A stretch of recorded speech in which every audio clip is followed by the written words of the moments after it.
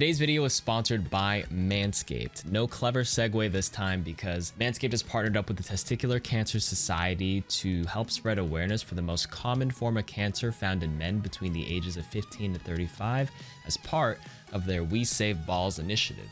We'll find out how to take care of ball later on as Widow, but take care of your balls with Manscaped's all-in-one grooming kit, including the Lawnmower 3.0, which is simply just the best ball trimmer in the game.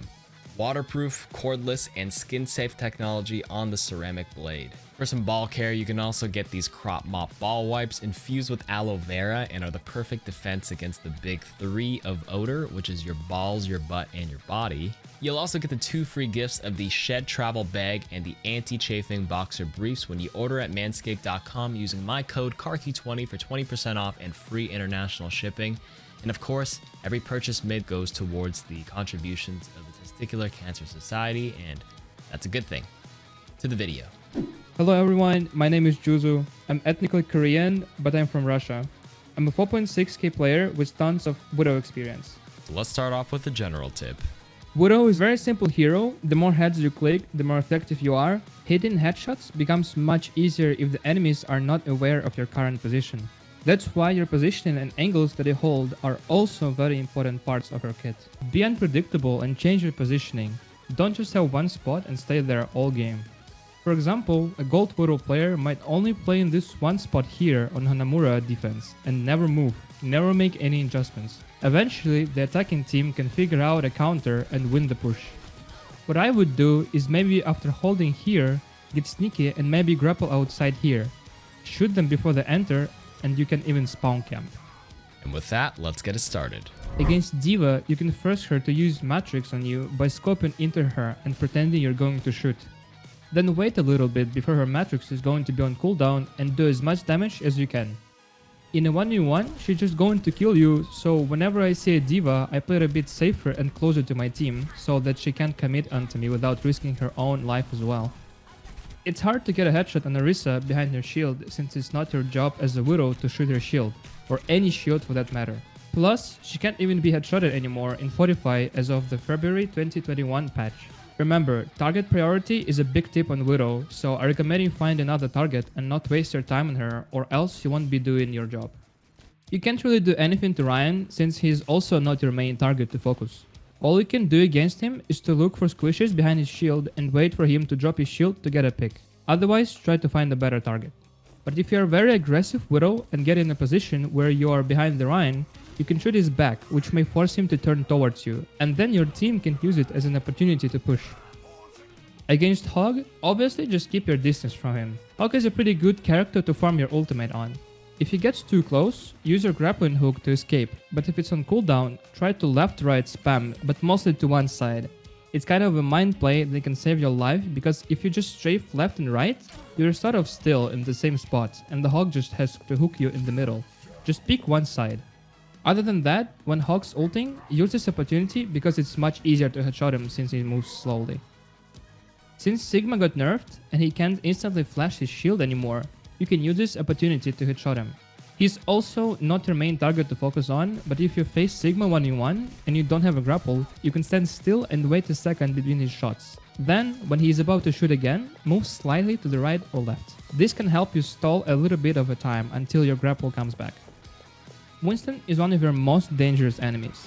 You can easily headshot him while he's jumping on you, but you might face players who turn their camera back while jumping. In that case, use your grappling hook to get away and stay close to your team.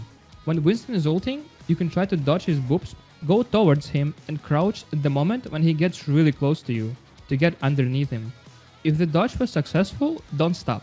Look at him and do that shit again until your team will help you. Wrecking Ball is your nightmare. It's your fear. Your survival will depend a lot on your positioning and playing with your team.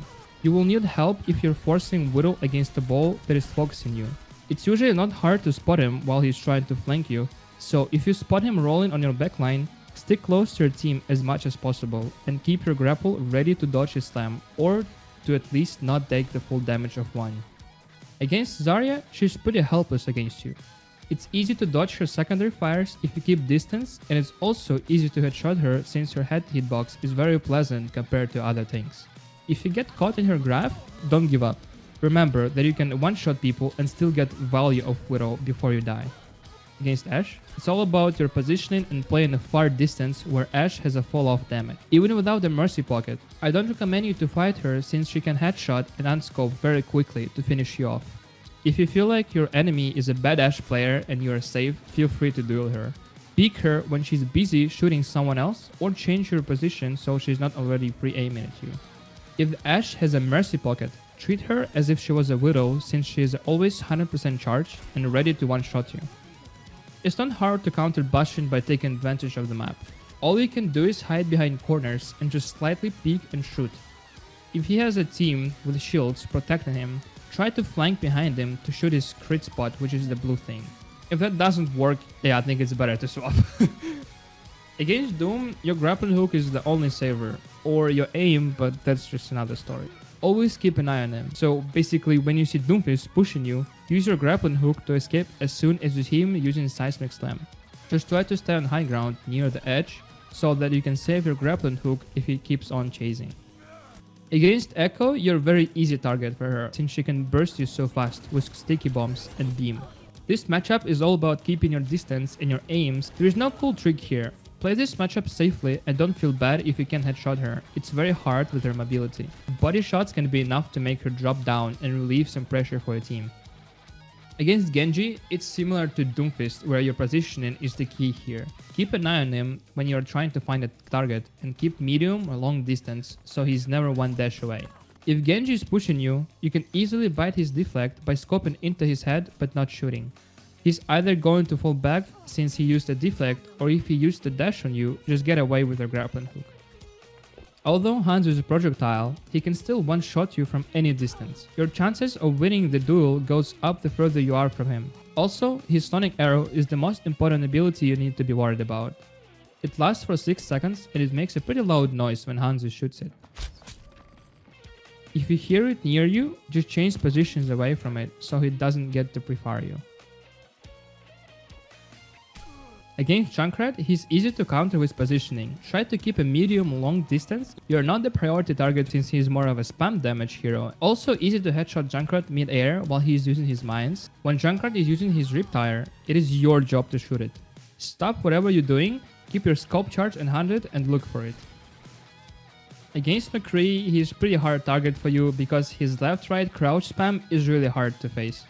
He can also two-shot you at close medium range and force you out of positions. Keep a long distance from him and you should be fine.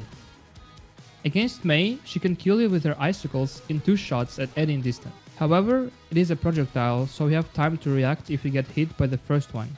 When Mei is in cryo freeze, you have an opportunity to guarantee a kill if you keep your crosshair over her head and time it as soon as you hear the sound effects near the end of her cryo. All that Pharah can do to you at long distance is spam her rockets, which is not hard to dodge.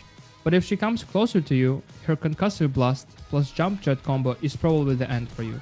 Just keep a long distance and shoot her head. Always keep an eye on the flanking Reaper TP since it's very quiet now and your teammates may not hear with all the teamfight action. It's your job to call it out to your team since you typically have the best view of the fight when you're up on the high ground. You can also time a headshot near the end of his teleport since he will be standing still, but it takes some practice because if you mistime it, he can ref away. Against Soldier, he's surprisingly very dangerous since you're HP nerf. Maybe hide between every shot or 2 until you bite out his helix, because he can kill you very quickly if he lands it since it deals 120 damage. Keep your distance to lower the chance of him hitting the helix. If they have a Sombra, jump scope and look for a target. If there is nothing, jump scope again and keep on repeating this. Never stay in scope for too long, you can get one clipped so fast with your 175 HP now. Put the Venomine nearby and play around map corners so it will be hard for Summer to catch you. If you haven't seen her for a while, you can sometimes just turn around and use your SMG to see if you can find her since you know you're one of her targets. Symmetra is just like Junkrat. She can't do anything to you in long medium distance, so just don't get close to her. Also, when Symmetra is using her TP, you can try to pre-shoot and get a kill as soon as someone uses the TP. If Torp's turret is ever in your line of sight, it is your job to destroy it for your team. Against Torp himself, his head hitbox is quite pleasant. Keep your crosshair lined up and he should be easy to frag. If I'm getting dived by Tracer, I'm usually pre-scoping while jumping and trying to flick shot her, because it's easier to do since she's in close range. The jump part is very important because when you're jumping, you charge your scope for at least 50% while staying in motion, and that's enough to kill her if you headshot her. But if I have an opportunity to escape with a grappling hook, I'll usually do that first and try to headshot her while getting away. It's a safer option. If you miss the headshot but hit a 100% charge body shot, you can finish her off with a melee if you're close to her. One final trick is that if you know the Tracer's positioning, Tracer's still behind us, top left. you can bait her out by just shooting somewhere else, then watching the corner where she's hiding. From the Tracer's POV, she's waiting for you, the Widow, to be busy shooting someone else so that she can flank you with her blinks, but you're actually just playing the ultimate mind game and bamboozling her. Winning in Widow duels is usually about your positioning and, in my opinion, your confidence. You have to believe in yourself and don't be afraid of any opponent. When an enemy Widowmaker uses her walls, it doesn't mean you can't kill her.